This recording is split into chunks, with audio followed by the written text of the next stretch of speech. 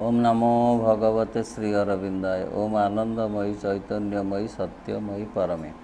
आमे श्री अरविंद विरचित गीता निबंधमाला ग्रंथर गीतार बाणी शीर्षक विषय संपर्क आलोचना करुले। आज से संपर्क अधिक किसी आलोचना करवा। गत थर आमे आलोचना करुले जे जीवन आसी भगवान का आड़ को जीवाकू, भगवान के पाखरे पहुँचवाकू, किंतु अहं से कथा सहजरे करई दिए नाही। ताहा ही भगवत लीला। प्रकृति तार त्रिगुण अनुसार मनीष को परिचालित करे एवं मनीष तदनुसार परिचालित होई क्रमशः भगवान का आड़ को जाए, अल्प हो बा अधिक हो। अहंग्र यह होची क्रिया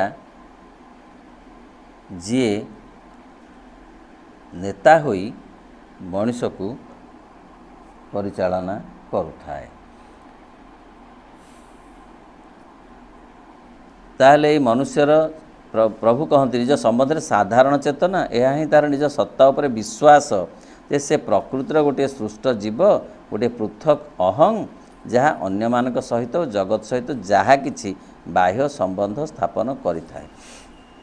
मनीष निजक एक आत्मा बोली विचार करिपारे नाही। से अहं द्वारा परिचालित हुए। से भावे जे मु ए सृष्टिर गोटे अलगा समस्त ठारू मु गोटे अलगा जीव, मु गोटे अलगा सृष्टि, यही कथा से भावे। तदनुसार मध्य से चले। प्रकृतिर परिवेश मध्य अनुमोदनीय एवं मानवर अस्तित्व सकाशे प्रकृतिर अभिप्राय और विधान अनुजाई से तार जावतीय संकल्प बासना और मानसिक धारणार तृप्ति साधन करे। तेणु सी प्रकृति अनुसार चले, आत्मा अनुसार चली पारे नाही। प्रकृति त्रिगुणात्मिका, तीन गुण को नहीं मनीष बंची चलुची एवं से सी तार तृप्ति साधन करुची, तार क्रिया संपादन करुची। यह सत्वे किंतु मनुष्य चेतना मध्य एपरी किछि अछि जहाँ उपरयुक्त सूत्रर कठोर विधान सहित एकमत नुहे। ये सबु सत्वे मनीष कौन गोटे खोजुची, भितरे भितरे खोजुची, जानी पारुनी कौन खोजुची बोली। जेमिति कस्तूरी मृग जानी पारे ना बासना को खोजु थाए, किंतु जानी पारे ना जे बासना तार भितरे अच्छी बोली। सेमती मनुष्य गोटे कस्तूरी मृग परी, ता भितरे समस्त प्रकार सुबास, अमरत्व, आनंद, मधुरता, मादकता, आलोक सब अच्छे, किंतु सी ताकू पाई पारुनी। न पाइले मध्य खोजुची, अलक्ष्य खोजुची। निज सत्तार अन्य एक यथार्थ आंतर सत्य विषय रे मनुष्यर श्रद्धा रही एवं ताहार अंतरात्मार विकास सहित क्रमशः वृद्धि प्राप्त हुए। यही आंतर सत्य अनुसार सत्तार सत्य आउ प्रकृति नुहे, मात्र एठार सत्तार सत्य आत्मा अर्थात सत्तार सत्य प्रकृति नुहे पुरुष। बुझिबा एक कथा प्रभु कहउछंती जे ता भितरे गोटे आंतर अन्वेषण अछि। से अन्वेषण ए प्रकृतिर अन्वेषण नुहे, पुरुषर अन्वेषण अर्थ आत्मार अन्वेषण।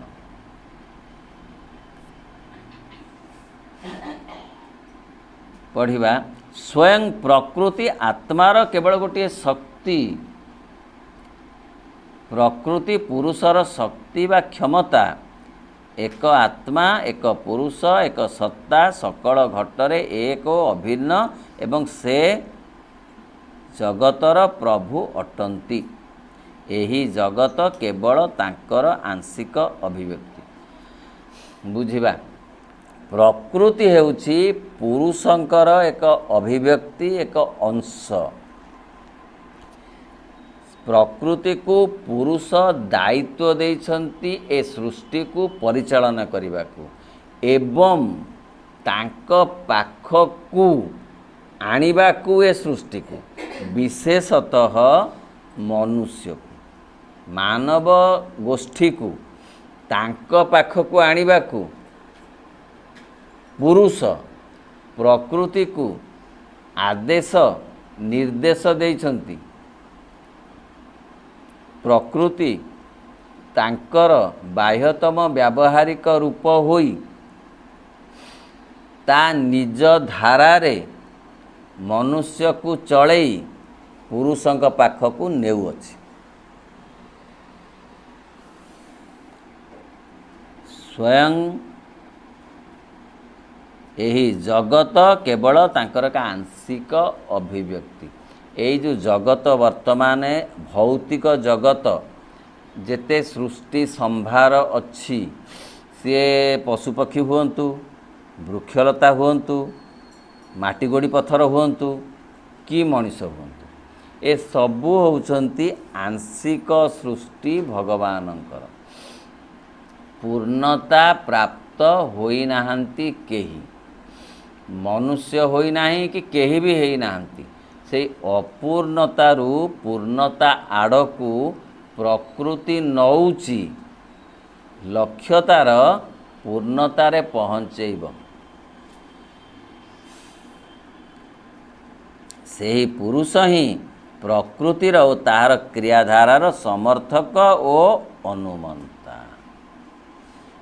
ପୁରୁଷଙ୍କ ଅନୁମତି ଯୋଗେ ପ୍ରକୃତିର ବିଧାନ ଆଦେଶାତ୍ମକ ହୁଏ। ଆମେ ଯାହା ବର୍ତ୍ତମାନ ଆଲୋଚନା କରୁଥିଲୁ, ଆଦେଶ।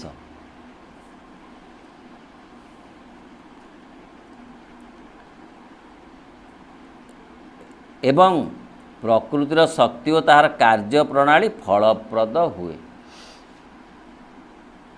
ପ୍ରକୃତିର ଅନ୍ତରସ୍ଥ ପରମ ପୁରୁଷ ହିଁ ଜ୍ଞାତା ଅଟନ୍ତି। ସେ ପ୍ରକୃତିକୁ ଆଲୋକ ଦାନ କରନ୍ତି ଓ ଆମ୍ଭମାନଙ୍କ ମଧ୍ୟରେ ପ୍ରକୃତିକୁ ସଚେତନ କରନ୍ତି। ପୁରୁଷଙ୍କ ଅନ୍ତର୍ନିହିତ ଏବଂ ଅତିଚେତନ ସଂକଳ୍ପ ପ୍ରକୃତିର କ୍ରିୟା ରାଜ୍ୟକୁ ଅନୁପ୍ରାଣିତ ଓ ପରିଚାଳିତ କରନ୍ତି। ବୁଝିବା ଏ କଥା, ପ୍ରକୃତିକୁ ପୁରୁଷ ଯେଉଁ ଦାୟିତ୍ୱ ଦେଇଛନ୍ତି, ଖାଲି ଦାୟିତ୍ୱ ଦେଇନାହାନ୍ତି, ତାକୁ ଶକ୍ତି ଦେଇଛନ୍ତି, ସାମର୍ଥ୍ୟ ଦେଇଛନ୍ତି, ଆଲୋକ ଦେଇଛନ୍ତି ପ୍ରକୃତିକୁ। ନହେଲେ ପ୍ରକୃତି ଏତେ କାମ କରିପାରନ୍ତା ନାହିଁ। ପ୍ରକୃତି କାମ କରୁଛି ପୁରୁଷଙ୍କ ଶକ୍ତିରେ। ତେଣୁ ତ କୁହାଯାଉଛି ମା ହେଉଛନ୍ତି ଭଗବାନଙ୍କର ଚେତନା ଓ ଶକ୍ତି, ବା ଏପରି କୁହାଯାଇପାରେ ଚିତ୍ ଶକ୍ତି ସ୍ୱରୂପରେ ସ୍ୱୟଂ ଭଗବାନ। ତାର ଅର୍ଥ ହେଲା ଯେ ପୁରୁଷଙ୍କ ଠାରୁ ଶକ୍ତି ଆଣି ପ୍ରକୃତି କଢ଼କୁ ଫୁଲ କରୁଛି, ପ୍ରକୃତି ପୃଥିବୀକୁ ବୁଲଉଛି, ପ୍ରକୃତି ଏଇ ଯେଉଁ ମାଟି ଗୋଡ଼ି ପାଣି ପଥରରୁ ଜେଲି ତିଆରି କରିଛି। ଏ ପ୍ରକୃତି ସେଇ ଜେଲି ସେ ଇଏରୁ ଉଦ୍ଭିଦ ତିଆରି କରିଛି, ସେଇଥିରୁ ମଣିଷକୁ ତିଆରି କରିଛି, ମଣିଷରୁ ଅତିମାନବକୁ ତିଆରି କରିବ।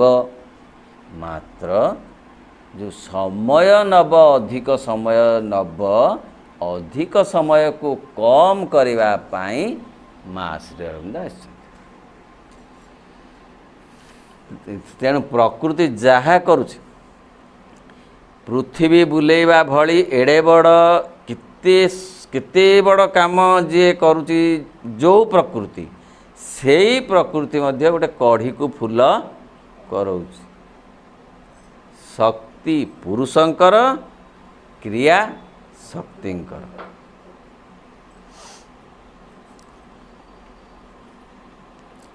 ପୁରୁଷଙ୍କ ଅନ୍ତର୍ନିହିତ ଏବଂ ଅତିଚେତନ ସଂକଳ୍ପ ପ୍ରକୃତିର କ୍ରିୟାରାଜିକୁ ଅନୁପ୍ରାଣିତ ଓ ପରିଚାଳିତ କରନ୍ତି। ମାନବର ଆତ୍ମା ଭଗବାନଙ୍କର ଏକ ଅଂଶ। କେତେ ସୁନ୍ଦର ଭାବରେ ପ୍ରଭୁ ବୁଝଉଛନ୍ତି ଯେ ମଣିଷର ଆତ୍ମାଟି ହେଉଛି ଭଗବାନଙ୍କର ଗୋଟିଏ ଅଂଶ। ଅର୍ଥ ଭଗବାନଙ୍କ ଭିତରେ ଯାହା ଯାହା ଅଛି ମଣିଷର ଆତ୍ମା ଭିତରେ ତାହା ତାହା ଅଛି, କିନ୍ତୁ ମଣିଷ ସେ ଆତ୍ମା ହେଉଛି ତାଙ୍କରି ଏକ ଅଂଶ। ଅଂଶ କହିଲେ ଆମେ ଯେପରି ବୁଝୁ ସେମିତି ଅଂଶ ନୁହେଁ। ଗତ ଥର ଆମେ ଆଲୋଚନା କରୁଥିଲେ ଯେ ସମୁଦ୍ରରେ ଯେଉଁ ଯେଉଁ ଉପାଦାନ ଅଛି, ସମୁଦ୍ରରୁ ପାଣି ଆଞ୍ଜୁଳାଏ ଆଣିଲେ ବି ସେହି ଉପାଦାନ ତା ଭିତରେ ଅଛି। ତେଣୁ ଆତ୍ମା ଭିତରେ ତାହା ଅଛି। ଆତ୍ମା ପରମାତ୍ମାଙ୍କ ଠାରୁ ଆସିଛି, ପରମାତ୍ମାଙ୍କ ପାଖକୁ ଯିବାକୁ ଚାହୁଁଛି, ପରମାତ୍ମାଙ୍କ ପାଖକୁ ଦିନେ ଯିବ, କିନ୍ତୁ ପ୍ରକୃତି ମାଧ୍ୟମରେ ଯିବ, ସିଧାସଳଖ ଯାଇପାରିବ ନାହିଁ। ଏହା ହେଉଛି ଭଗବତ ଲୀଳା। ନିଜେ ନିଜଠାରୁ ଦୂରେଇ ଆସିଲେ ନିଜେ ନିଜ ପାଖକୁ ପାଖେଇ ଆସୁଛନ୍ତି। ଏଇ ତ ଲୀଳା।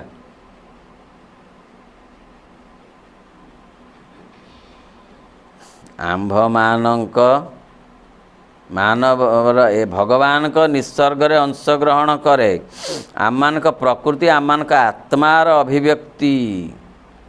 ଆମର ଯେଉଁ ପ୍ରକୃତି ତ୍ରିଗୁଣାତ୍ମିକା ସିଏ ମଧ୍ୟ କାମନା ଆତ୍ମାର ଅଭିବ୍ୟକ୍ତି। ଆମର ଯେଉଁ ଆତ୍ମା ଅଛି ମୂଳ ଆତ୍ମା ଆବସଲ୍ୟୁଟ୍ ସୋଲ୍ ଯିଏ ଅଛନ୍ତି ସିଏ ସେଥିରେ କିଛି ମଳିଧୂଳି ନାହିଁ। ଆଉ ଗୋଟେ କାମନା ଆତ୍ମା ସୃଷ୍ଟି କରାଯାଇଛି ଏ କାର୍ଯ୍ୟ ସମ୍ପାଦନ କରିବା ପାଇଁ। କାମନା ଆତ୍ମା ଡିଜାୟାର ସୋଲ୍ ଯିଏ ଏ ପ୍ରକୃତି ଦ୍ୱାରା ସବୁ ପରିଚାଳିତ ହୋଇ କାମ କରୁଛି। କାମନା ଆତ୍ମା ପରିପୁଷ୍ଟ ହୋଇ ହୋଇ ହୋଇ ହୋଇ ବିଭିନ୍ନ ଅଭିଜ୍ଞତାକୁ ନେଇ ନେଇ ନେଇ ନେଇ ଦିନେ ମୂଳ ଆତ୍ମା ସହିତ ଯୁକ୍ତ ହୋଇଯିବ। ସେତେ ଦିନ ପର୍ଯ୍ୟନ୍ତ ମଣିଷକୁ ଜନ୍ମଗ୍ରହଣ କରିବାକୁ ପଡ଼ିବ। ଯାହାର କାମନା ଆତ୍ମା ଶୀଘ୍ର ଶୀଘ୍ର ପରିପୁଷ୍ଟ ହୋଇ ବା ଏଇ କାମ କ୍ରୋଧ ଲୋଭ ମୋହ ମଦ ମାତ୍ସର୍ଯ୍ୟରୁ ମୁକ୍ତ ହୋଇ ଅଧିକ ଗତିଶୀଳ ହୋଇ ମୂଳ ଆତ୍ମା ସହିତ ମିଶିଯିବ, ସେ ଜୀବନ ସାର୍ଥକ ବୋଲିକରି କୁହାଯିବ। ପ୍ରକୃତି ନିଜର ଗତିବିଧି ରୂପରାଜି ଏବଂ ବୈଚିତ୍ର୍ୟ ମଧ୍ୟରେ ଆତ୍ମାର ନିଗୂଢ଼ ଆତ୍ମଜ୍ଞାନ ଓ ଆତ୍ମଚେତନା ଏବଂ ସତ୍ତାର ସଂକଳ୍ପକୁ ରୂପାୟିତ କରେ। ପ୍ରକୃତି କାହା କାମ କରୁଛି? ପୁରୁଷଙ୍କର କାମ କରୁଛି। ପୁରୁଷ ତାକୁ କହିଛନ୍ତି ଯେ ମୁଁ ମୋ ଠାରୁ ଦୂରେଇ ଯାଇଛି, ମୁଁ ମୋ ପାଖକୁ ଫେରିବାକୁ ଚାହୁଁଛି। ହେ ପ୍ରକୃତି, ତତେ ଏ ଦାୟିତ୍ୱ ଦେଇଛି, ତୁ ମୋ ଠାରୁ ଶକ୍ତି ଆଲୁଅ ସବୁ ନେ, ମୋତେ ମୋ ପାଖକୁ ଆଣେ। କେଉଁ ବାଟରେ ଆଣିବୁ ନା ପଥର ବାଟରୁ, ପଥରରୁ ପୁଣି ଶିଉଳି ଆଣିବୁ, ଶିଉଳି ବାଟରୁ ଏମିତି ଏମିତି ଏମିତି ଏମିତି ଏମିତି ଏମିତି କରି କରି କରି କରି ମୋ ପାଖକୁ ମୋତେ ଆଣିବୁ। ତୁ କେବଳ ମାଧ୍ୟମ, ଦାୟିତ୍ୱ ତତେ ଦିଆଯାଇଛି କାମଟା କରିବା ପାଇଁ। ତେଣୁ ରୂପରାଜି ବୈଚିତ୍ର୍ୟ ମଧ୍ୟରେ ଆତ୍ମାର ନିଗୂଢ଼ ଆତ୍ମ, ତା ଭିତରେ ମଧ୍ୟ ଆତ୍ମଜ୍ଞାନ ଅଛି। ପ୍ରକୃତି ଭିତରେ ମଧ୍ୟ ଆତ୍ମଜ୍ଞାନ ଅଛି, ଆତ୍ମ ସାମର୍ଥ୍ୟ ଅଛି, ଆତ୍ମ ଆନନ୍ଦ ଅଛି। କାହିଁକିନା ସେ ସେଇଠୁ ଯେହେତୁ ଆଲୁଅ ଆଣିଛନ୍ତି, ସୂର୍ଯ୍ୟଙ୍କଠୁ ଆଲୋକ ସୂର୍ଯ୍ୟାଲୋକ, ଚନ୍ଦ୍ରଙ୍କର ଆଲୋକ ଚନ୍ଦ୍ରାଲୋକ। ତେଣୁ ପୁରୁଷଙ୍କର ଶକ୍ତିରୁ ଯେହେତୁ ଆସିଛି ପ୍ରକୃତିକୁ ପୁରୁଷଙ୍କ ଶକ୍ତି, କିନ୍ତୁ ତାର ମ୍ୟାନିଫେଷ୍ଟେସନ୍ ଅଲଗା ହେଇଛି। ଇଲେକ୍ଟ୍ରିକ୍ କରେଣ୍ଟ ଆସିକରି ଏ କାମ କରୁଛି, ସେ କାମ କରୁଛି, ସେ କାମ କରୁଛି, ସେ କାମ କରୁଛି। କିନ୍ତୁ କରେଣ୍ଟଟା ସେଇ ତାରି ଶକ୍ତି, କାହାର? ଇଲେକ୍ଟ୍ରିକ୍ ଶକ୍ତି। ଆନ୍ତର ବିଷୟ ସମ୍ବନ୍ଧରେ ବୁଦ୍ଧିର ଅଜ୍ଞତା ହେତୁ ଭ୍ରାନ୍ତ ଭାବରେ ଅଭିନ୍ନତା ପ୍ରତିଷ୍ଠା କରିବା ହେତୁ ଅର୍ଥାତ୍ ମନ ପ୍ରାଣ ଶରୀରର ବହିର୍ମୁଖୀ ଯାନ୍ତ୍ରିକତାର ସମ୍ପୂର୍ଣ୍ଣ ରୂପେ କବଳିତ ହେବା ଦ୍ୱାରା ଆମମାନଙ୍କ ଯଥାର୍ଥ ଆତ୍ମର ସତ୍ତା ବୁଦ୍ଧିର ଅଗୋଚର ହୁଏ, କିନ୍ତୁ ହେଇପାରୁନି। ଆମର ଯେଉଁ ବୁଦ୍ଧି ବା ଅହଂଜନିତ ଯେଉଁ କ୍ରିୟା ପ୍ରତିକ୍ରିୟା, ସିଏ ଆମକୁ ଆମ ଜୀବନର ଅସଲ ଲକ୍ଷ୍ୟ ସମ୍ପର୍କରେ ସଚେତନ କରିଦେଉ ନାହିଁ। ତା ଅର୍ଥ ନୁହେଁ ଯେ ସେ ପୁରୁଷଙ୍କର ଶତ୍ରୁ। ମୋ କଥା ବୁଝି ହେଉଛି? ପୁରୁଷଙ୍କୁ ସେ ବିରୋଧ କରେ, ପୁରୁଷଙ୍କ ବିରୁଦ୍ଧରେ ସଂଗ୍ରାମ କରିକିରି ଟସଲ କରୁଛି, ନାହିଁ, ଲୀଳା। ଲୀଳା ପାଇଁ ପ୍ରକୃତି ଏହିପରି ଭାବରେ ଧୀରେ ଧୀରେ ଧୀରେ ଧୀରେ ପକେଇ ଉଠେଇ ଗଡ଼େଇ ତଡ଼େଇ ଲୀଳା କହିଲା କ'ଣ ନା ତୁମେ ନାଟୁଆ, ତୁମେ ନାଚ, ତୁମେ ପୁଣି ନାଚର ଦର୍ଶକ। He is the maker and the world he made, he is the dreamer and himself is the dream, Savitri ମହାକାବ୍ୟରେ କହିଲେ। ତେଣୁ ତମେ ସବୁ ପ୍ରକୃତି ତମରି ଆଦେଶ ମାନି ଲୀଳା ପାଇଁ ଏଇଭଳି ଭାବରେ ଡିଭାଇନ୍ ପ୍ଲାନ୍କୁ କାର୍ଯ୍ୟକାରୀ କରୁଛି।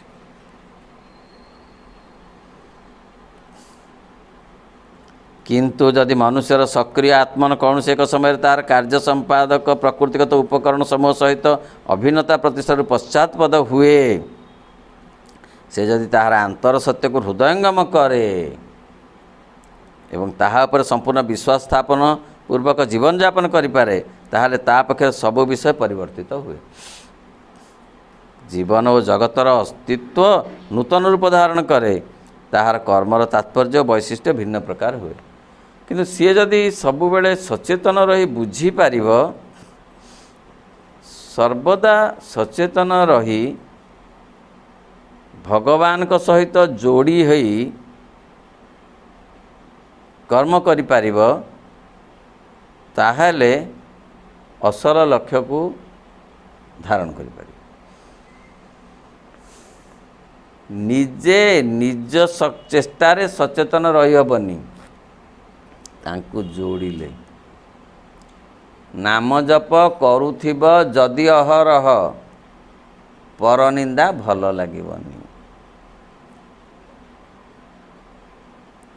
ନାମ ଜପ ଯଦି ଅହରହ ଭିତରେ ଚାଲିଥିବ, କାହାର ଜିନିଷ ନେଇଯିବାକୁ ମନ ହବନି।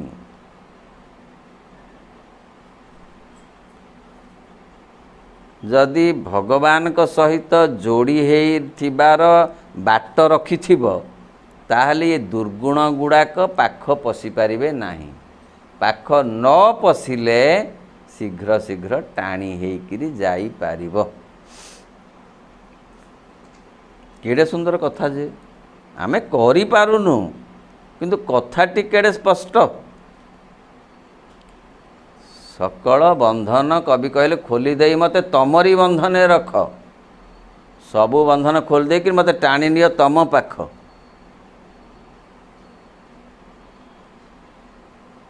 ତାମାନେ ସବୁ ବନ୍ଧନ ଅର୍ଥ କ'ଣ? ମୋହ ମାୟାର ବନ୍ଧନ ସବୁ କାଟି ଦେଇକିରି ମୋତେ ତମରି ଭିଡ଼ିକି ତମରି ଆଡ଼ିକି ନିଅ। ତାଙ୍କ ଆଡ଼କୁ ଯିବାର ଯେଉଁ ମାନସିକତା, ସଚେତନତା, କଳୁ ନାମେଇବ କେବଳ।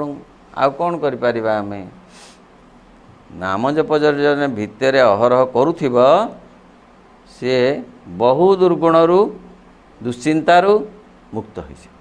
ମୁକ୍ତ ହେଇଗଲେ ସିଏ ତ ଟାଣୁଛନ୍ତି, ଟାଣି ହେଇ ପଳେଇବ, ଟିକିଏ ଟିକିଏ ଟାଣି ଅଧିକ ଟାଣି ହେବ ତାଙ୍କ ଆଡ଼କୁ। ସେ ଯଦି ଏଇ କଥାର ହୃଦୟଙ୍ଗମ କରେ ଯେ ମୁଁ ଆସିଛି ଏଇ ସକାଶେ, ଆସିଛି ତାଙ୍କ ଆଡ଼କୁ ଯିବି ବୋଲି, एटी बेंगेला पड़वा को नुहे, एटी बेंगेला पड़ी पड़ी पड़ी पड़ी करी मु एटी क्लांत हवा को आसीनी।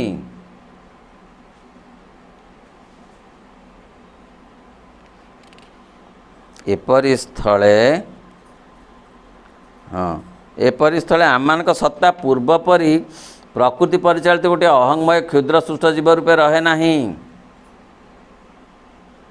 मात्र यह दिव्य अविनाशी अध्यात्म शक्तिर विशाल आकार प्राप्त हुए। आहा गीतार जो मर्म बाणी भाष्य मिलबनी। श्री अरविंद जहा गीतारे सूचना रे कही देइथिले श्रीकृष्ण रूप रे, श्री अरविंद रूप रे आसी ताको व्याख्या करदेले। गीतार श्लोक रे सूचना प्रतीकात्मक भाव में सब कहुई, जी सूचना रे कही से वर्तमान परिवर्धित आकार रे बुझाउछंती जे मु एया कही आज एया बुझाउछि, एया मु कही किए कहउछंती श्री अरविंद कहउछंती मु श्रीकृष्ण रूप बेले रे अवतार रे मु एगुटा को सूचना रे खाली श्लोक रे कही देइथिली, एबे ताको गद्य रे भल करी तार भीतर को बुझाउछि। अबिना आमानकर चेतना आउ उपस्थित मनोमय प्राणमय जीव सीमित और जंत्रणाक्लिष्ट चेतना रूपे रहे नहीं, मात्र यह एक अनंत दिव्य आध्यात्मिक चेतना रे परिणत हुए। आहुरी मध्य आमानकर संकल्प और कर्मधारा वर्तमान पर सीमाबद्ध व्यक्तित्व तार अंग भाव द्वारा परिचालित हुए नहीं, ताहार संकल्प और कर्म समूह दिव्य आध्यात्मिक रूप धारण करे। मानव शरीर माध्यम रे मुक्त भाव रे विश्वगत परम सत्ता सर्वभूतात्मा परम पुरुषंकर संकल्प और शक्ति क्रियाशील हुए। यही कथा प्रभु कहिले जे आमको सुजोग दिया जाइछि जदि आमे बुझिबा तांक आड़कू जीवाकू अधिक, जोथिपाई कि माँ कहउछंती ए समय गोल्डन टाइम सुवर्ण समय, एते बेले से परिपूर्ण भाव में निकट रे अछंती, डाकिदेले ओ करुचंती। एतिके बेले खाली सचेतन हेले मु आसीची भगवान का आड़कू जीवाकू, यही कथाटा जदि जने खाली मने रखिब कौन काम से करुची करू, ता काम बदलैवा दरकार नहीं, भाव बदलैवा दरकार, मनोभाव बदलैवा दरकार। मनोभाव बदलिले सियाड़िकी मनीष तांका पाखकू जीवाकू ही पड़िबो। उपनिषद कहिले नान्यपंथा विद्यते अयनाय, आ बाटई नाही मझिरे रही हब नाही। श्री अरविंद कहिले मनीष गोटे इंटरमीडिएटरी जीव, से मझी वर्तिकालीन जीव, से पशु आउ देवता भितरे गोटे मझी मझिया जीवटे, से मझिरे रही पारिबनी, से आगू को जीवाकू ताकू पड़िबो। There is no other way out बोली कहला, आउ बाट ही तार नाही। किंतु किए जीव केते बाट ताहा ता ऊपर निर्भर करे। भगवान तो चाहती ताक पाखकू नबाकू, किंतु से तो पछुक पछुक भिड़ी होउची। आगो को प्रभु भिड़ुचंती, किंतु प्रकृति कौन करुच्ची पछुक भिड़ुची। प्रकृति पुरुषंकर विरोध ही भिड़ुनी म, सेटा लीला नहेले ताके लीला हब केमिति। सीता जदि बण को न जीवे, सीतांकर जीवा फल रे सीना रामायण बढ़िला, नल तो 14 वर्ष शेष करी फलमूल खाई बेस आसी सिंहासन रे बसता आउ रावण कथा काई आसी थांता, काई शूर्पणखाटिए जोड़ा ही थांता, विभीषणुटिए काई ही थांता, लंका कथाटी काई आई थांता, काई आसी थांता लीला पाई, रामलीला। सेमती ये भगवान कर लीला जे भगवान टाणिबे आगकू, पुरुष टाणिबे आगकू, प्रकृति टाणिब पछकू। बेस जी प्रकृति रे बेसी पछेई पछेई भिड़ी ही गला सी पुणी सेतिके आगू आसवाक ताकू लागिव कि नहीं? जिमिति हेल तो पाही छुईबाकू पड़िब। से पछुकू टणाटाकू मन करने पड़ो जे नाई नाई मु आगू को जीवाकू आसीची, प्रकृति मत टाणिब किंतु मु ता संगे जदि बेसी सहयोग करी से मत बेसी टाणिब। मु जदि ताकू टिके सहयोग न करी अल्प टाणिब टाणिब। विश्वामित्र को टाणिनी, दुर्वासा को टाणिनी, आमे किए कि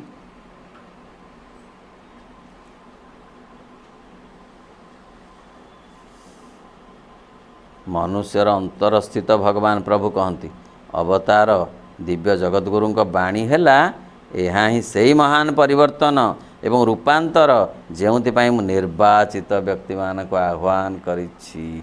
गीतार कहा जाइछि सबु सूक्ष्म भाव रे प्रभु श्री अरविंद ताकू व्याख्या कर दैछन्ति, ताकू विश्लेषण कर दैछन्ति। कहले मु सेई माननकु डाकिछि जो माने कि मो दृष्टि रे समर्थ कि शक्तिशाली बा अन्य अर्थ रे सी जहाँ को निर्वाचन करिसंती सेई कथा निमित्त मात्र हबाकू से निर्वाचन करिसंती जहाँ को देखेइले विश्वरूप अर्जुन को, कारण से तांको निर्वाचन करिसंती देखिबाकू। संजय देखिले दुर्योधन को से निर्वाचन करिनाहांती तांको विश्वरूप देखिबाकू। तेणु से निर्वाचन करती तांको आड़कू किए केमिति केते जीव जाई पारिबो से निर्वाचन करती। सेई माने निर्वाचित जो माने प्रकृतिगत जावतीय कार्य साधन उपाय अज्ञतार बंधन निज संकल्प को मुक्त करने द्वारा अंतरात्मार गभीरतम अनुभूति आंतर सत्ता एवं आत्मा संबंध में ज्ञान भगवान को सहित संस्पर्श स्थापन भगवान को ठारे रति निमित्त निजर शक्ति आड़ को उन्मुख हो पारती। जो माने एथिरे विश्वास करती एवं यही महत्तर विधान ग्रहण करने को सम्मत हुअन्ति सेई माने एथिपाई निर्वाचित बोली प्रभु कहउछन्ति। बुझिबा से कहले को माने निर्वाचित ना जो मानकर मो पर विश्वास अछि। आउ कौन ना भगवान को गोटे भल पाइबा अछि, विश्वास अछि, भरोसा अछि, भल पाइबा अछि। मो आड़क माने भगवान का आड़क जहाँकर सेई मानंकु मु निर्वाचन करे।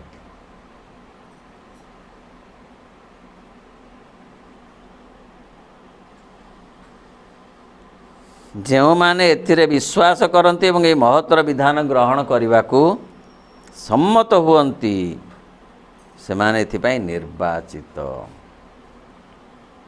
वस्तुतः मनुष्यर बुद्धि पक्षर या ग्रहण करने कठिन। मनीष को बुझा को सहजरे राजी नुहे, टिके बुझिले मध्य सांगे सांगे कैंसल करिवो, कहबा आम ये गुड़ा किसी कथा नुह।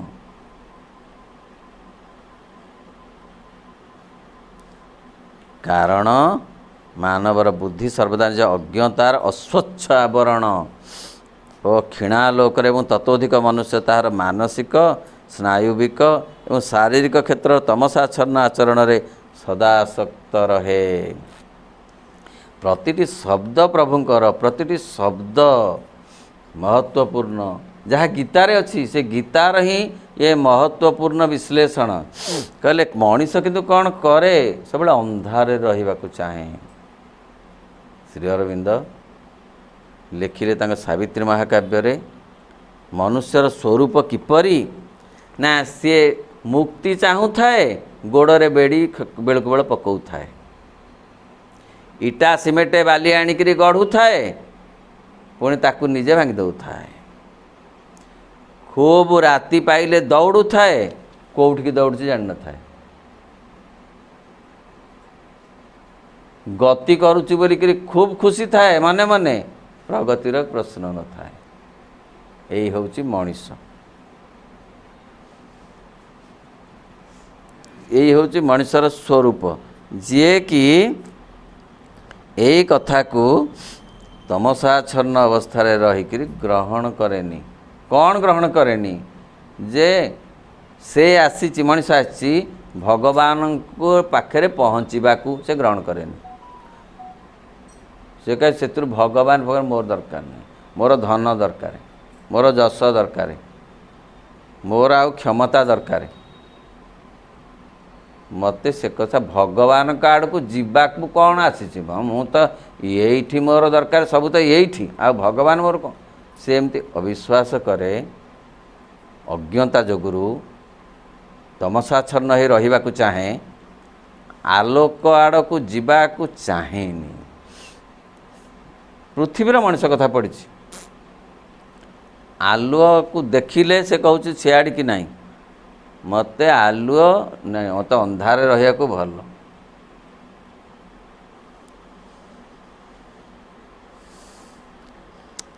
ताहेले किंतु जदि थरे मात्र यह गृहीत और लब्ध हुए ताहले यह एक महान सुनिश्चित परित्राणकारी पथ हेब कारण यह मानव सत्तार वास्तविक सत्ता सहित अभिन्न एवं मनुष्यर अंतरतम सर्वोत्कृष्ट प्रकृतिर ही यथार्थ गतिविधि किंतु जदि थरे से कौन से ना कौन सी कारण बुझीज बुझा बड़ कथा नुहे अनुभव करीजिव जे मोर जन्म पर जन्म मु आसूची एइथिपे कौन पाई तांका पाखु जीवा एटा मोर काम मु तांकु दूरे जाइची पाखु जीवी जो काम मते मिलची ठीक काम जो परिवेश मत मिली ठीक परिवेश से गुड़ा कंप्लेन कर दरकार नहीं कंप्लेन करी करी असल कथाटा जा भूली हो जाउची कंप्लेन रे मन रहिला चेतना रहिला चिंता रहिला से कंप्लेनिंग नेचर जोगु देह असुस्थ हैला मन सीतर क्रोध हैला मनर शांत हैला फल रे असल लक्ष्य कुआड़े गला जदि जड़े भाविब जे मु केवल आसी तांको आड़ को जीवाकू एतिकी धन तो ठीक अच्छी एतिकी जश तो ठीक अच्छी एतिकी बंधुबांधव तो ठीक अच्छी एतिकी पाठ तो हैला ठीक अच्छी एतिकी डिग्री मिली तो ठीक अच्छी एतिकी एतिकी मोर ठीक अच्छी मु आसीची एतिकी सब धरी एई मान को व्यवहार करी आग को तांक पाखक जीवा आहा एतिकी तो कथा होउची कि हौ ना किंतु एई परिवर्तन अति विपुल यह एक विराट रूपांतर यही हूँ रूपांतर रूपांतर आउ किछि नुहे रूपांतर हो प्रकृतिर रूपांतर चेतनार रूपांतर भावनार रूपांतर यही तो रूपांतर जे सबु गुड़ाक पॉजिटिवली जदे जड़े नहीं ताकू व्यवहार करी भगवान का आड़ को जीवा को चाहिला ताहले प्रकृत रूपांतर सी क्या विरुद्ध कहबनी आउ कंप्लेन करबनी आउ से कौन सी प्रकार कंपेयर भी करबनी এই କମ୍ପ୍ଲେନ୍ କମ୍ପେୟାର ଏଇଗୁଡ଼ାକ ସମୟ ଶକ୍ତି ସେ ନେଇ ଖାଇଯାଉନାହାନ୍ତି। ଏମାନଙ୍କୁ ଯଦି ଆମେ ଗ୍ରହଣ କରିନେଲୁ ଆଜ୍ ଇଟ୍ ଇଜ୍, ଆଉ ଆମକୁ ଖାଇପାରିବେନି। କେଡ଼େ ବଡ଼ କଥା, କେଡ଼େ ବଡ଼ କଥା। ପୃଥିବୀର ପ୍ରତ୍ୟେକ ମଣିଷ ପାଇଁ ଦରକାର, ପୃଥିବୀର, କାହିଁକିନା ପ୍ରତ୍ୟେକ ମଣିଷର ତାହା ହିଁ ଭବିତବ୍ୟ, ତାହା ମାନେ ଭଗବାନଙ୍କ ଆଡ଼କୁ ଯିବା। କିନ୍ତୁ ପ୍ରତ୍ୟେକକୁ ଅଲଗା ଅଲଗା ପରିବେଶ ମିଳିଛି, ପରିସ୍ଥିତି ମିଳିଛି। ତାକୁ ଗ୍ରହଣ କରି ଆମେ କ'ଣ କରୁଛୁ, ତା ବିରୁଦ୍ଧରେ ସବୁବେଳେ କମ୍ପ୍ଲେନ୍ କରି କରି ବୃଥା ହେଇଯାଉଛି ସମସ୍ତ ଶକ୍ତି ସମୟ।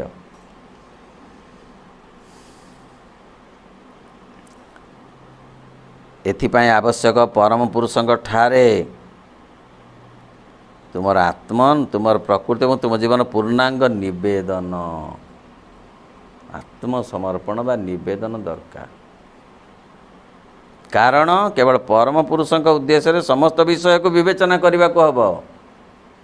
ସମସ୍ତ ବିଷୟକୁ, ଧନକୁ, ଯଶକୁ, କ୍ଷମତାକୁ, ସବୁକୁ ତାଙ୍କ ଦୃଷ୍ଟିରୁ ବିଚାର କରିବାକୁ ହେବ। ଆମେ କ'ଣ କରୁଛୁ, ଆମ ଦୃଷ୍ଟିରୁ ବିଚାର କରୁଛୁ, ନହେଲେ ଆଉ କାହା ଦେଖିକିରି ବିଚାର କରୁଛୁ। ତାଙ୍କ ଦୃଷ୍ଟିରୁ ବିଚାର କରିବାକୁ ଏହା ମୋର ଦରକାର, ଏତିକି ମୋର ଠିକ୍।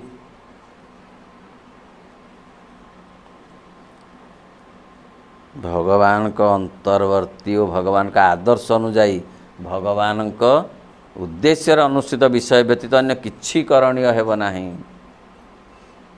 ଆଉ କିଛି କରିବାର ନାହିଁ। କେବଳ ତାଙ୍କରି ଚିନ୍ତା, ତାଙ୍କରି ଭାବନା କରିବାର ଅଛି। ସିଏ କାର୍ଯ୍ୟ ଦେଇଛନ୍ତି ବୋଲି ଭାବିବାର ଅଛି। ତାଙ୍କ କାର୍ଯ୍ୟକୁ ଠିକ୍ ଭାବରେ କରିବାର ଅଛି।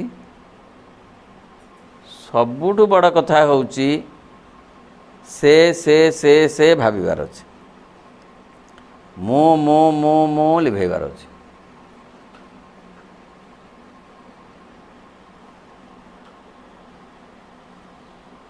ନୂତନ ସତ୍ୟ ସ୍ୱୀକାର କରିବା ପ୍ରୟୋଜନ ହେବ। ଏଇଟା ନୂତନ ସତ୍ୟ। ଆତ୍ମା ତଥା ଅପର ବ୍ୟକ୍ତି ଓ ବସ୍ତୁ, ଜଗତ, ଭଗବାନ, ଜୀବ ଓ ପ୍ରକୃତି ବିଷୟକ ନୂତନ ଜ୍ଞାନ, ଏକତ୍ୱର ଜ୍ଞାନ, ବିଶ୍ୱଗତ ଭଗବତ ସତ୍ତାର ଜ୍ଞାନ ଲାଭ ଦିଗରେ ତୁମ ମନର ପୂର୍ଣ୍ଣ ପ୍ରବର୍ତ୍ତନ ଓ ପ୍ରୟୋଗ ଆବଶ୍ୟକ ହେବ। ତାହେଲେ ସବୁଗୁଡ଼ାକ ପ୍ରତି ଆଟିଚ୍ୟୁଡ଼ ସବୁ ଅଲଗା ହେଇଯିବ। ଦୃଶ୍ୟ ବଦଳେ ନାହିଁ, ଦୃଷ୍ଟିଭଙ୍ଗୀ ବଦଳେ। କଳା ଚଷମାଟେ ମଡ଼େଇଥିବାରୁ ସବୁ ଦିଶୁଛି ଚଷମାଟା ବଦଳେଇ ଦେଲେ ଠିକ୍ ଦିଶିବ। ଯାହାକୁ ଯାହା ମିଳିଛି ଠିକ୍ ମିଳିଛି, ମୋତେ ଯାହା ମିଳିଛି ଠିକ୍, ତାକୁ ଯାହା ମିଳିଛି ତାକୁ, ଆଉ କିଛି ଆଉ ଅସୁବିଧା କିଛି ରହିବନି।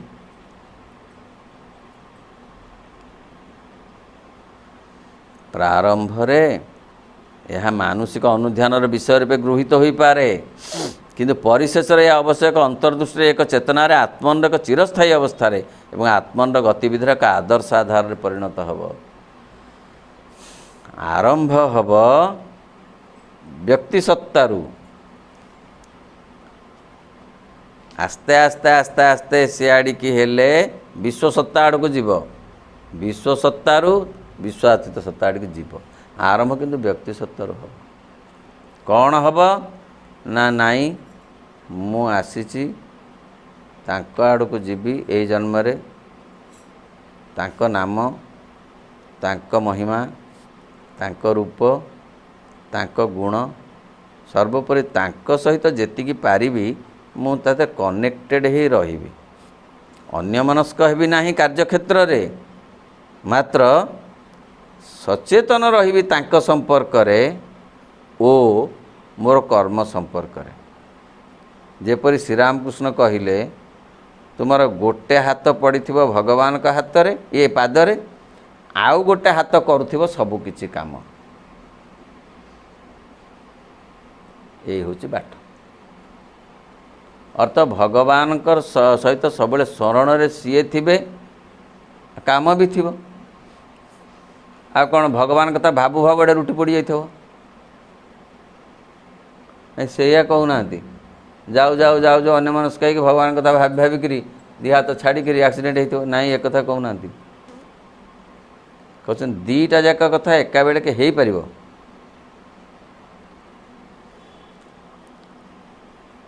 को दीटा कथा भगवान को स्मरण हो पार कार्य मध्य निजर जो कार्य थी ताकू मध्य निर्वाह हो पार प्रारंभ रे किंतु मनुष्य चेष्टा करिया पड़ो अभिप्सा निजे निजर आग्रह प्रकाश न कले सी सबकिछि करदेवा को बाध्य नुहे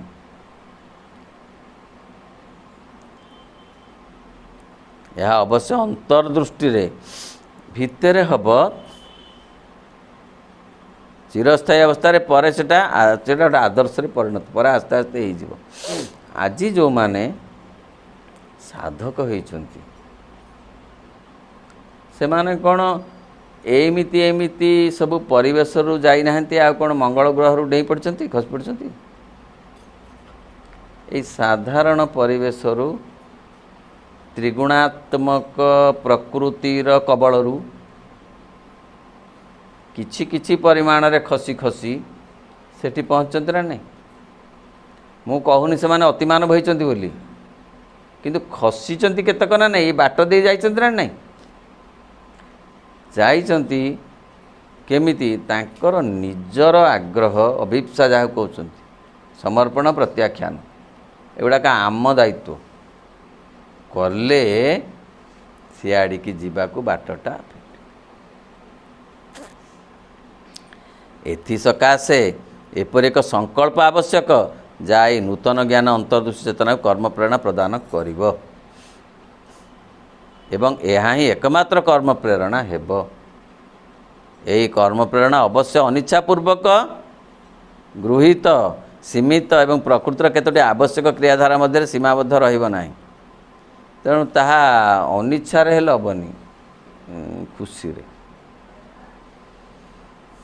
कौन खुशी रे ना सत्यरे जेतेबेले मनीष असहाय हो जाउची सेतेबेले डाकुची टिकिए जेतेबेले सहायता पाइला खसिला तांकोठु खसिला से जो अवस्था से कहउछ सेमिति हेले हेबनी भितरु आसीबो जे सी मोर मु तांकर अभिराम परमहंस कहले तुमे मोर मु तुमर हे मोर स्वामी प्रभु अंतर्ज्यामी तुमे मोर मु तुमार एतिकी तो कथा आउ ये जहाँ सबू देखुची ये सबू मते दिया जाइची उपकरण बोली उपकरण बुझ ना उपकरण एलिमेंट्स गोटे लैबोरेटरी काम करने को गले गोटे उपकरण दरकार टेस्ट गुटे से अमुकटे घोड़नटे नहीं से सब से जो लैबटे केमिस्ट्री लैबोरेटरी काम करने से जो उपकरण किंतु लक्ष्यटा अलग ना नहीं आ उपकरण गुड़ाक जदि लक्ष्य हम ताहले बावला हो जाउची निजे तेणु आम आड़ू आमको चेष्टा आरंभ करने को पड़ो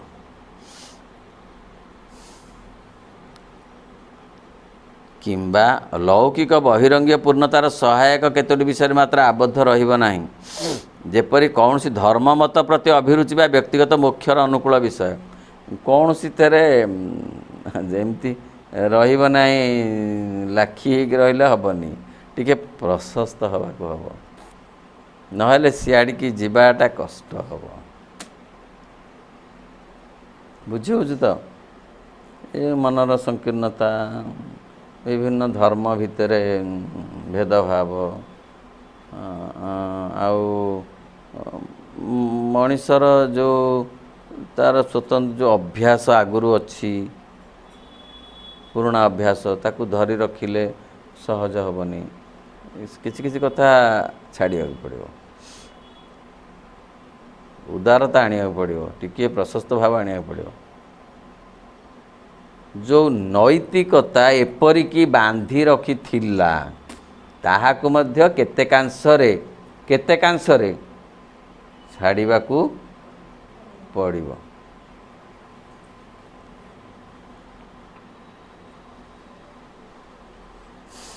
किंतु मानव जीवनर समस्त कर्म अपक्षपात सह भगवान को उद्देश्य सर्वभूतर हित निमित्त संपादित होगा उचित। सबू तांकर सते केड़े केड़े सहज कहवा केड़े कष्ट किंतु कार्य परिणत करे मात्र दुस्साध्य नुहे असंभव नुहे धीरे धीरे चाहिए करहब। परम पुरुषों आड़ को एकनिष्ठ अभिप्सा द्वारा हृदयर उन्नयन भगवान के प्रति अनन्य प्रेम अनन्य भगवत आराधना आवश्यक हेब। भल पाइबा दरकार जो भल पाइबाटी मनीषर हो नाही तांको प्रति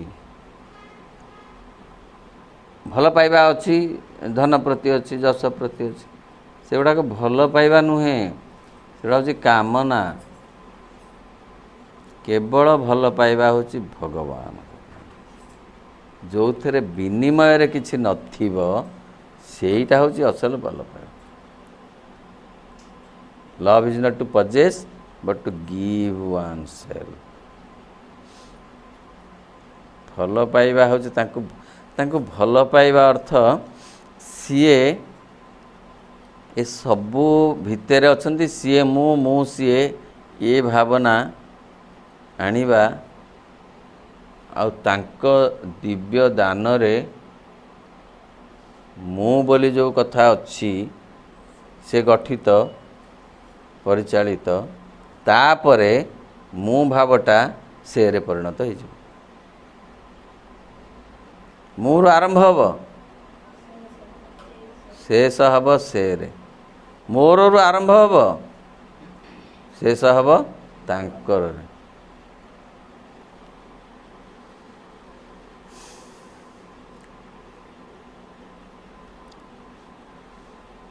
एथि सकाशे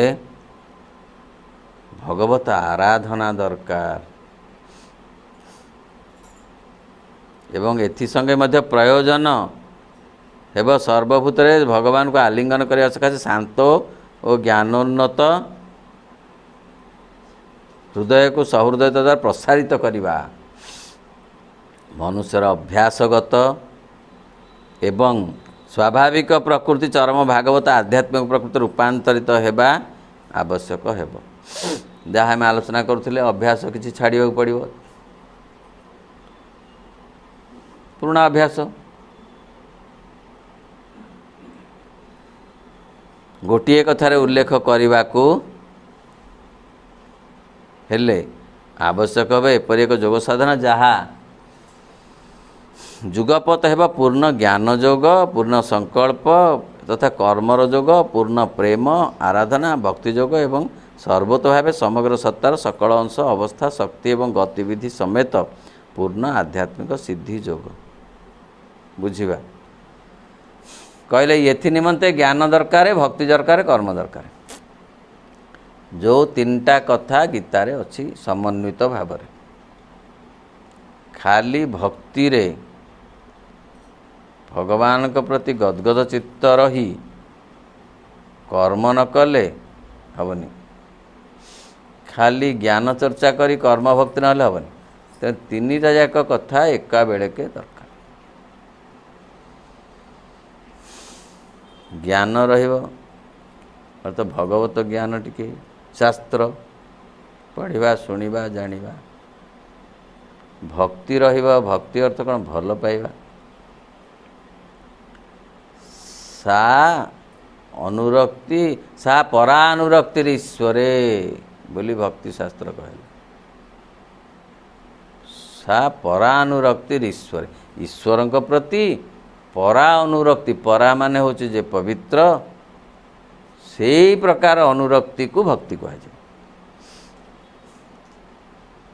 अर्थ तांक प्रति गोटे अनुराग अनुरक्ति भाव आसो अनुरक्ति भयरू हुएनी ଅନୁରକ୍ତି ପାଇବାର ଆଶାରୁ ହୁଏନି। ଅନୁରକ୍ତି ସ୍ୱତଃ ଯାହାକୁ ଆମେ କହୁଛୁ ଯେ ସିଏ ହେଉଛି ସ୍ୱତଃ ଭିତର ଦ୍ରବୀଭୂତ ହେଇଯାଉଥିବ। ମୀରାବାଈଙ୍କର ଦ୍ରବୀଭୂତ, ଚୈତନ୍ୟଙ୍କର ଦ୍ରବୀଭୂତ ହେଇଯାଉଥିଲା। କେତେ କେତେ ଭକ୍ତ ତାଙ୍କ ହୃଦୟ ଦ୍ରବୀଭୂତ, ଗଣପତି ଭକ୍ତଙ୍କର ଦ୍ରବୀଭୂତ, ଯିଏ ରାମଚରିତ ମାନସ ଲେଖିଲେ ସେ ଦ୍ରବୀଭୂତ ହେଇଗଲେ। ବଳରାମ ଦାସ ଜଗନ୍ନାଥ ଦାସ ଦ୍ରବୀଭୂତ ହେଇଗଲେ ତାଙ୍କ ଭକ୍ତି ଭାବରେ। ସେଥିରେ ଆଉ କିଛି ରହିବନି ମୁଁ ଭାବ, ସେଥିରେ ସିଏ ହିଁ ସିଏ, ମୋର ବୋଲି କିଛି ରଖିନି, ହେଉ ଇଚ୍ଛା ପୂରଣ, ଯାହା ବାଛିଦବ ମୋ ପାଇଁ ଜୀବନ ବା ମରଣ। ସୁଖ ଦୁଃଖ ଭୋଗ ବେଦନା ଯାହା ଆସୁ ମୋ ପାଶେ, ତୁମ୍ଭ ଦାନ ବୋଲି ଆଦରେ ବରି ନେବି ହରସେ। ଗୋଟି ଗୋଟି ତୁମ୍ଭ ଦାନ ମୋ ଠାରେ ଦିବ୍ୟ ସମ୍ପଦ, ବହି ଆଣିବେ ମୋ ସମୀପେ ଅପରୂପ ଆନନ୍ଦ। କ'ଣ ଗୋଟି ଗୋଟି ନା ଭୋଗ ବେଦନା। ଆଗରୁ କ'ଣ କହିଲେ? ସୁଖ ଦୁଃଖ କହିଲେ, ପୁଣି ଖାଲି ସୁଖ କହିନାହାନ୍ତି। ତେଣୁ ତମକୁ ଶ୍ରଦ୍ଧା କରିବା ଦ୍ୱାରା ଯାହା ମିଳିଲା, ସୁଖ ମିଳିଲା କି ଦୁଃଖ ମିଳିଲା, ଭୋଗ ମିଳିଲା କି ବେଦନା ମିଳିଲା, ଯାହା ମିଳିଲା ମୁଁ ତାକୁ ତୁମର ଅନୁଦାନ ବୋଲି ଭାବିବି। ତାହେଲେ ତୁମର ସେ ଅନୁଦାନ ଗୋଟି ଗୋଟି ମୋ ପାଖରେ ସମ୍ପଦରେ ପରିଣତ ହେବ। ଅର୍ଥ ଯାହା ମୋତେ ମିଳୁଛି ମିଳିଛି, ମୁଁ ସେଥିରେ ସନ୍ତୁଷ୍ଟ। ଅସନ୍ତୁଷ୍ଟ ହେବାଟା ମଣିଷର ଧର୍ମ ହେଇଯାଇ ସାଧାରଣ ପୃଥିବୀର। ସନ୍ତୁଷ୍ଟ ରହିପାରୁନି। ଯିଏ ସନ୍ତୁଷ୍ଟ ରହିପାରିଲା ସିଏ ତାଙ୍କ ଆଡ଼କୁ ବେଶୀ ଯାଇପାରିବ।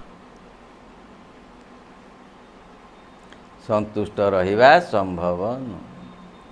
ଜଣେ ସନ୍ତୁଷ୍ଟ ରହିବାକୁ ଚାହିଁଲେ ଆଉ ଯେମାନେ ଅନ୍ୟମାନେ ତୁମକୁ ଅସନ୍ତୁଷ୍ଟ କରେଇ ଦେଇ କଲବଲ କରିବେ।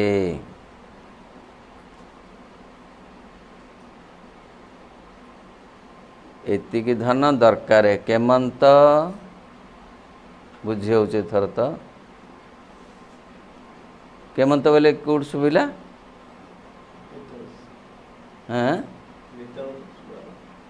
ନା ନା ନା ନା ନାଇଁ ନାଇଁ, ଅପା ମାନେ ବୁଝିଲେ, ଏ ବୁଝିନି, ଏ କିଛି ନାହିଁ।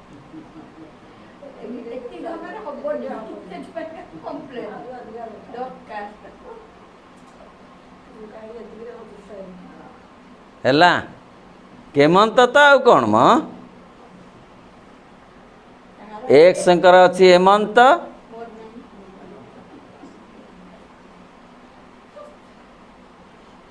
ଆଉ ୱାଇ କହୁଛନ୍ତି ମୋର ଏତିକି ହେଲାଣି ଯଥେଷ୍ଟ। ହେଲା ଗଲା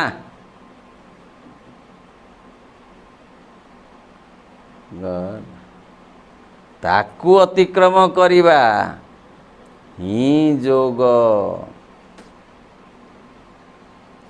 ନିଜକୁ ନିଜେ ଅତିକ୍ରମ କରିବାର ଅନ୍ୟ ନାମ ଯୋଗ। ଶୁଣିବାକୁ ମିଳିବ ବହୁ କଥା, ଚାରିଆଡ଼ୁ ଚାରିଆଡ଼ୁ ଚାରିଆଡ଼ୁ, ଗୋଟେ ଜାଗାରୁ ନୁହଁ, ଚାରିଆଡ଼ୁ ଶୁଣି ତାକୁ ଅତିକ୍ରମ କରିବା ହେଉଛି ଯୋଗ।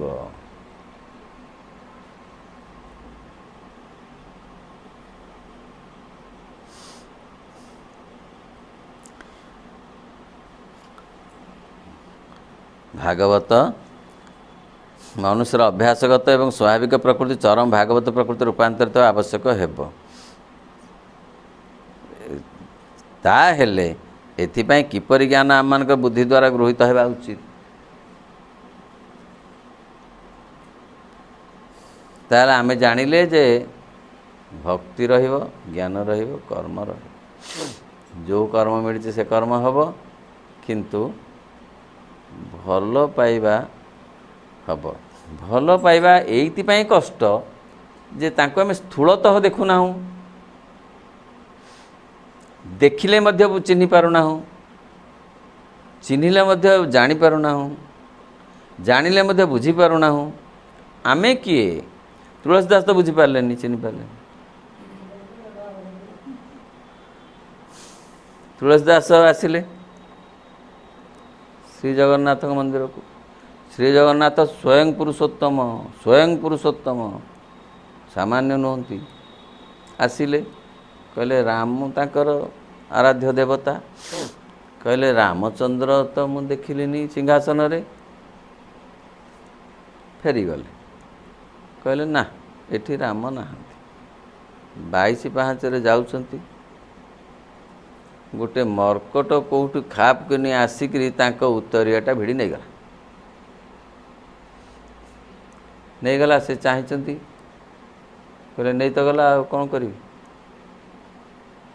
ଆଉ ଟିକେ ଆଗକୁ ଯାଇଛନ୍ତି, ଆଉ ଜଣେ ପଛରୁ କିଏ ଜଣେ ସେ ମର୍କଟକୁ କ'ଣ କହିଦେଲେ, ସେ କ'ଣ କହିଦେଲେ ଯାହା ବୁଝିପାରିଲେନି, ତୁଳସୀ ଦାସ ବୁଝିପାରିଲେନି, କିନ୍ତୁ କ'ଣ ଗୋଟେ ସିମ୍ବଲ, କ'ଣ ଗୋଟେ ସଂକେତ ଦେଇଦେଲେ। ସେ ପୁଣି ଆଣି ସେ ଏଇଟାକୁ ଫେରାଇଦେଲା। ସେ ମାଙ୍କଡ଼ ପୁଣି ଆଣି ଫେରାଇଦେଲା ଉତ୍ତରୀୟଟା ୟାଙ୍କୁ। କାହାକୁ? ତୁଳସୀ ଦାସ। ତୁଳସୀ ଦାସ ସେଠୁ ଆଶ୍ଚର୍ଯ୍ୟ ହେଇକରି କହିଲେ ମିଳିଲା ତ। ସେଇଠୁ ରାତିରେ ସିଏ ଯେଉଁଠି ରହିଲେ, ଯେଉଁ ସେତେବେଳେ ଯେଉଁ କ'ଣ ମଠ କି କେଉଁଠି ରହିଲେ, ଯେଉଁଠି ରହିଲେ, ସ୍ୱପ୍ନ ହେଲା ଯେ ତୁ ମୋତେ କ'ଣ ଦେଖିପାରିଲୁ ନାହିଁ? ଦେଖିପାରିଲୁ ନାହିଁ ବୋଲି ତତେ ମୁଁ ହନୁମାନ ରୂପରେ ଯାଇ ତୋର ଏଇଟାକୁ ଭିଡ଼ି ନେଇଗଲି ଏବଂ ବିଭୀଷଣ ରୂପରେ ହନୁମାନଙ୍କୁ ନିର୍ଦ୍ଦେଶ ଦେଇ ତୋ ଉତ୍ତରୀୟ ତତେ ଫେରେଇ ଦେଲି। ତୁ କ'ଣ ଦେଖିପାରିଲୁ ନାହିଁ? ତା ପରଦିନ ସେ ପୁଣି ଆସି କହିଲେ, ହଁ ଦେଖିଲି, ଏ ତ ରାମ ଲକ୍ଷ୍ମଣ ସୀତା। ତୁଳସୀ ଦାସ କେଡ଼େ ବଡ଼ ସାଧକ। ସିଏ ଯଦି ଦେଖି ମଧ୍ୟ ଦେଖିପାରୁନାହାନ୍ତି, ଆଉ ଆମେ ବା କ'ଣ କରିପାରିବା? ତଥାପି ନ ଦିଶନ୍ତୁ ପଛକେ ଦୃଶ୍ୟ ସ୍ଥୂଳତଃ, ଆମେ ଯଦି ତାଙ୍କ ସହିତ କଳ୍ପନାରେ କନେକ୍ସନ୍ ରଖିବା ତେବେ ବି ଯଥେଷ୍ଟ। କଳ୍ପନାରୁ ଭାବନା, ଭାବନା ପରେ ବହୁ ପରେ ହେବ ଚେତନା। ଆଗ ହେବ କଳ୍ପନା। କ'ଣ କଳ୍ପନା? ଯେ ଏଇଠି ମା ଶ୍ରୀଅରବିନ୍ଦ ବସିଛନ୍ତି, ଶ୍ରୀକୃଷ୍ଣ ଏଇଠି ଅଛନ୍ତି, ସ୍ୱୟଂ ଅଛନ୍ତି। କାହିଁକିନା ତାଙ୍କ ପାଠ ପଢ଼ା ହେଉଛି, ସେ ଅଛନ୍ତି। ଯେଉଁଠି ପ୍ରଭୁ କହନ୍ତି ମୋ ମହିମା ଚର୍ଚ୍ଚା ହୁଏ, ମୁଁ ସେଇଠି ଥାଏ। ମଦ୍ଭକ୍ତା ଯତ୍ର ଗାୟନ୍ତି ତତ୍ର ତିଷ୍ଠାମି ନାରଦ। ଏଇଠି ଶ୍ରୀକୃଷ୍ଣ ଅଛନ୍ତି, ଏମିତି ଅଛନ୍ତି, ହସୁଛନ୍ତି।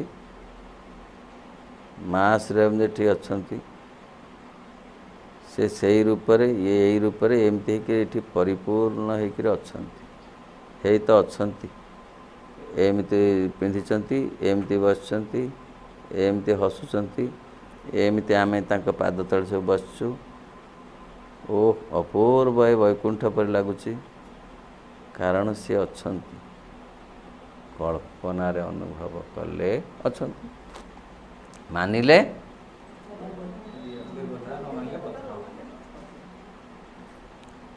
ତେଣୁ ଉପସ୍ଥିତି ଅନୁଭବ କରିବାକୁ କଳ୍ପନା ପ୍ରଥମ। ମଣିଷକୁ ଶକ୍ତି ଦିଆହେଇଛି, ପଶୁକୁ ଦିଆହେଇନି। ପଶୁକୁ କଳ୍ପନା ଶକ୍ତି ଦିଆହେଇନି। ମଣିଷକୁ କାହିଁକି ଦିଆହେଇଛି? ନା ଏଇ ଭଗବାନଙ୍କୁ ଆଗ କଳ୍ପନା କରିବ ବୋଲି। ଓମ୍ ନମୋ ଭଗବତେ ଶ୍ରୀ ଅରବିନ୍ଦାୟ। ଓମ୍ ଆନନ୍ଦମୟୀ ଚୈତନ୍ୟମୟୀ ସତ୍ୟମୟୀ ପରମେ।